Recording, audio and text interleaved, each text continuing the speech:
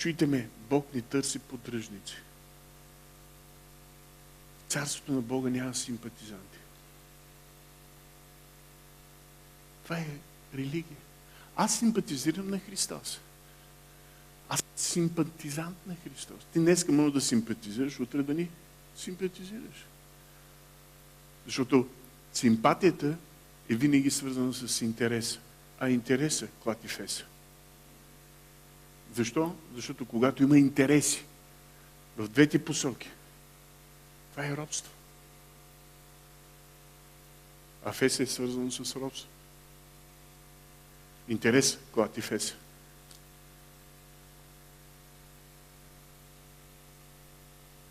Важно е. Тогава Исус им казва, отречете се, дигнете кръста и нека ви. И тогава ме последвайте. Защо ако искате да спасите живота си, трябва да го загубите. Почертайте тая дума изгуби или загуби всъщност. Тя е свързана с смърт.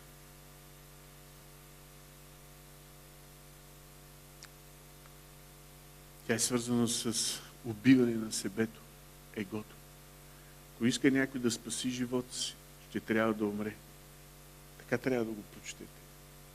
А който умре и загуби всъщност живота си, който умре заради мене, ще спечели живота си.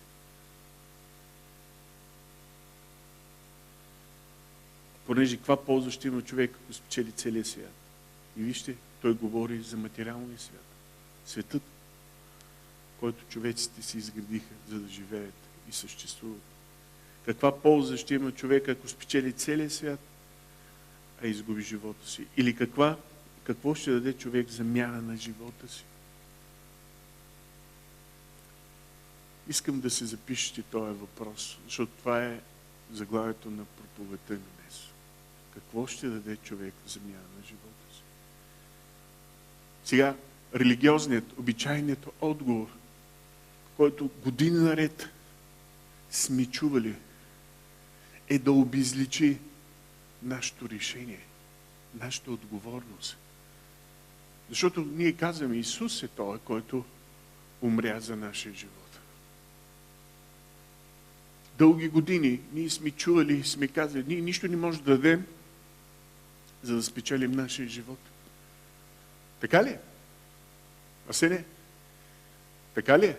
Дълго време сме чували от Амвона да се говори за делото на Христос. На кръста, но не и делото на Христос в кръста на нашия живот. Дълго време сме мислили върху това, като нещо, което е извън от нас, което обезличава нашето аз, обезличава нашите отговорности, нашите решения.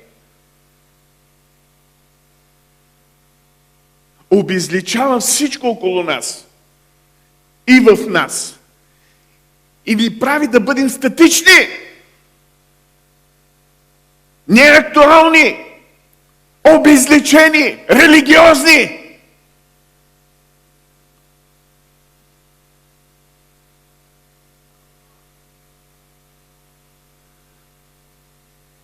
Прави Христос да бъде далече от нас.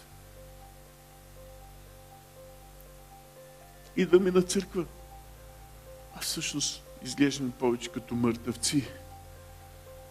Очите ни блестят. Радостта е изчезнала някъде. Огънят в очите е потушен. Живота го няма. Защото отнежат ние повече да завладеем света без Христос. Или да завладеем мечтите си без Христос. Обхванати повече от материализма, отколкото служение на делото за Бога.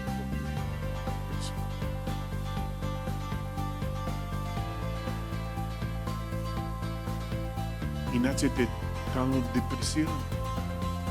Знаете ли поради общество е депресирано, защото църквата е управляване от материалистичен дух. Запишете си го.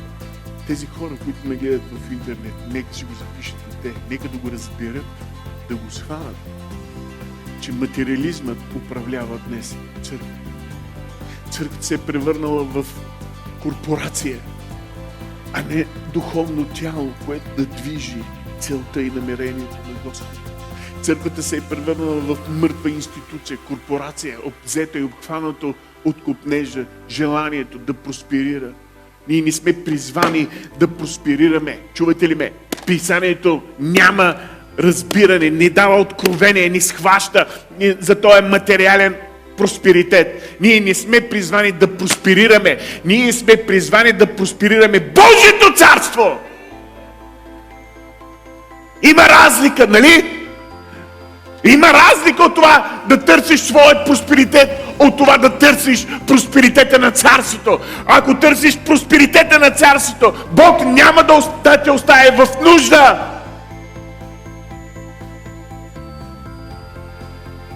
Но ако търсиш собствения си просперитет, Писанието казва, че сребролюбието е корен на всяка злина.